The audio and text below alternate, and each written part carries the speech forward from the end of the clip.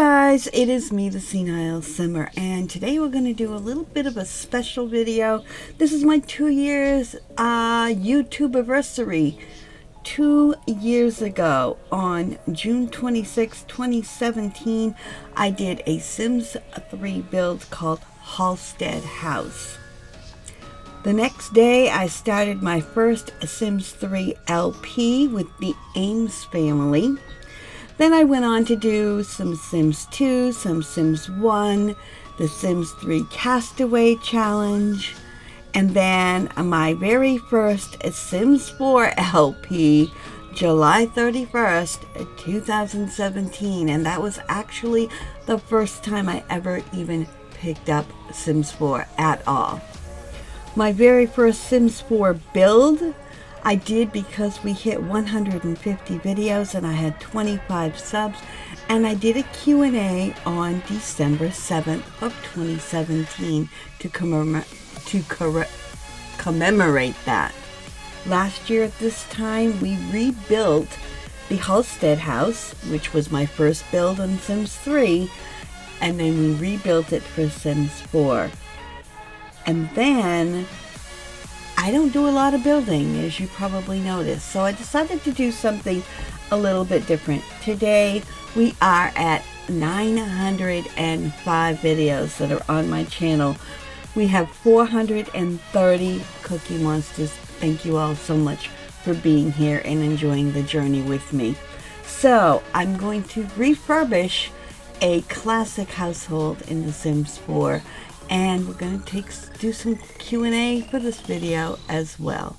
We're going to start them off with a 20,000 simoleon budget and see how we go. All questions answered were answered in the order in which they were asked, so as not to play favoritism to anyone. Our first question was, what is your key to success? And I had to giggle because my first response was outlive everyone else, obviously. But what little success I have is because of everybody else. It's the rest of the Sims community keep me going with challenges and amazing builds on the gallery that I can borrow because it's so much better, and there's so many more things on the gallery that I can't even imagine building, and so it's just nice to be able to have that option. And for those of you who know me, you know that I'm a challenge player, and I have only ever come up with one challenge of my own, which I love. It's the Simopoly challenge. Check it out.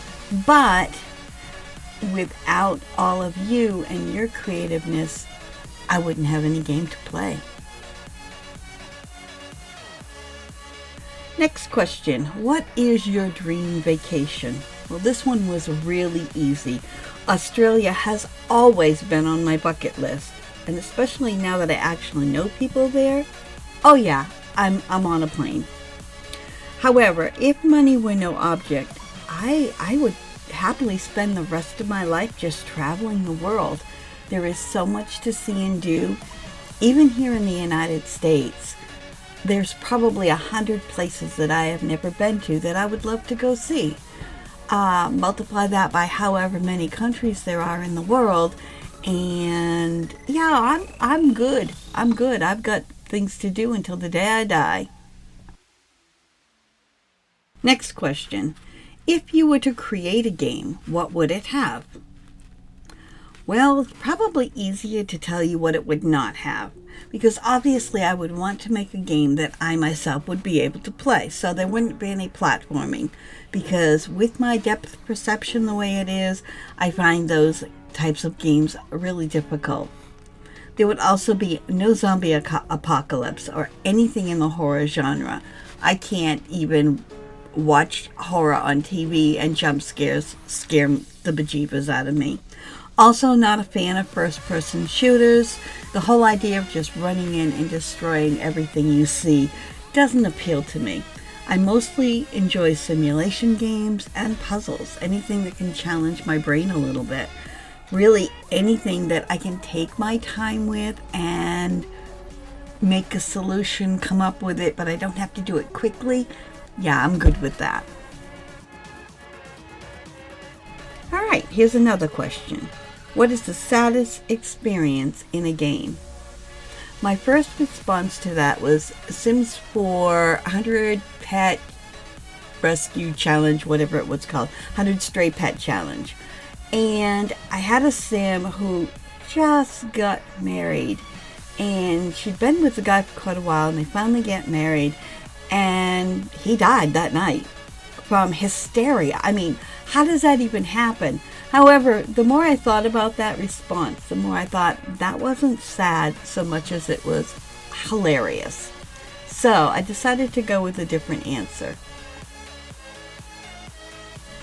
In the Sims 3, we had the Ames Family LP, and there was a toddler in that game. The game was glitchy.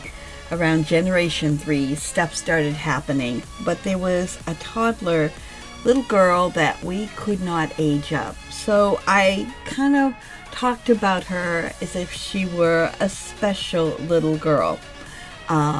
Gave her a disability. And her brothers aged up, they got married, etc. Apparently, though, I don't know what happened to the game, but as in real life, special angels don't usually last too long in this world. And eventually she died, and that made me really sad. Next question, a creator that inspires you and why? This one made me think for quite a while. And I'll be honest, there are so many that I'm afraid to name names because I don't want to leave anybody out, because there are so many talented, creative, inspiring people in the community that I would feel terrible if I left somebody out that was important to me. But there is one. And she is the reason that I started my channel 2 years ago. She's called the Zen Simmer. I will link her channel below. And she does builds in Sims 3 primarily. And that's what I started watching. And I realized, you know what? If she could do it, and so could I. She currently has about 19,000 followers, so good on her. She deserves every one of them. She does a series called Build With Me, where she breaks it into sections, and you can follow along in your own game, and that's where I learned how to build in The Sims 3. But there's just, I can't name any more. I'm not going to do it. I was going to go and name some, but you know what? Same reason. I'm going to forget people. There are too many to mention. So I'm going to leave it right there. The next question, you can tell, comes from someone who has been following me for a little bit. Her question, you really enjoy and excel at having fun with challenges. What things appeal to you with playing challenges as your primary way of playing The Sims? Thank you for that question. First of all, I love the challenge. The more difficult, the better. Sometimes I will even tweak a rule to make it even more difficult for myself. That happened in the Resistance Challenge. I don't know why I felt the need to make it harder, because it was certainly hard enough to begin with. However, by the time my Sims start having everything they need, I get bored with them. Like, there's no purpose to just gaining more cash. There just isn't. And in a regular LP, I struggle with how to end it. I don't want it to go on forever, but where do you end it? I'm having that trouble right now with Let's Get Growing. We're well over 50 episodes, and I don't quite know where it is that I should go. Okay, we've done all that we need to do, and let's wrap this up. I don't have a clue. With a challenge, there is a beginning, there's a middle, there's an end. It guides the story, and it lets me know where I am, how much further I have to go, what I should be striving to achieve next. It kind of frames the gameplay. I love doing, storytelling, but within that gameplay. Because without it, I'm a little bit lost, to be honest. One last question. And it says, you have to go back in time and change one thing. What is it? First of all, are you trying to trick me with a question like that? Because I'm not sure if you mean change something that happened in the world, like in history, or something personal. So I'm going to try and answer both. For the world, obvious answer is kill Hitler or make sure he was never born. I mean, that's like standard. Also maybe abolish slavery. There's a bunch of things that, I think would have made the world a better place. But I'm going to go more on my personal life because I know more about it. For myself, there's a ton of little moments, and I can look back on them and say, if only I had done whatever. Or what if I hadn't done this thing? But if I were to change anything, would I still be me? Would not doing the thing that I did make a worse version of who I am? Or would doing the thing I chose not to do make a better version of myself? It's hard to say. And so the ripple effect could be crazy, right? So maybe I just don't change anything. Who I am today may not be perfect. In fact, I'll be the first one to tell you it's not. There are many things in my life that I wish I could change. But if I did, again, the ripple effect, I wouldn't be who I am. So I'm okay. And I guess that's good enough for this lifetime. Maybe another lifetime I'll get a different, another chance. But what I am, who I am, I'm good enough. I guess.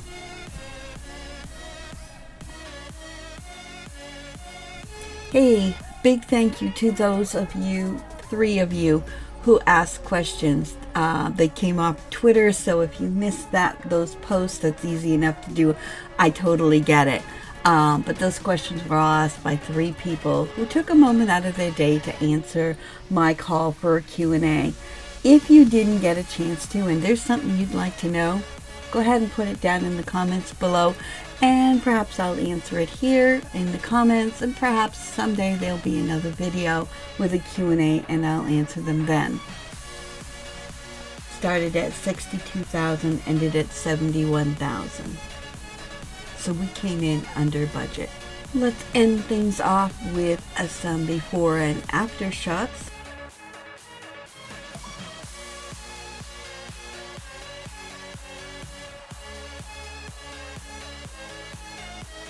Some of the main differences are that we added a second bathroom and we made sure that everybody had a double bed in their room.